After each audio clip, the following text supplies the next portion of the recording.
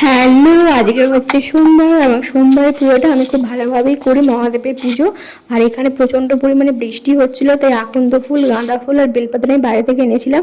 আকন্দ ফুল তো অর্ধেক পচা, 3টে মালার মধ্যে আমার একটা মালাও কাজে লাগে না, জাস্ট বেছে বেছে ভালোগুলো নিয়েছিলাম। আর এখানে দেখতেই পাচ্ছ বেলপাতাও ছেড়ে ফাটা দিয়েছে। এত বৃষ্টি হচ্ছে না, চাষিরাও কোথায় ফুল পাবে বলো, তাদেরও তো নষ্ট হয়ে গেছে সব।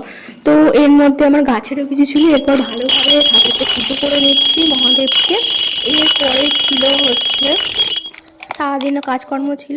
আর আমি এই ধূপ জ্বালাই, আমি বৃহস্পতিবার বা সোমবার কাঠি ধূপ জ্বালাই না, কারণ ওতে পিতৃদোষ লাগে।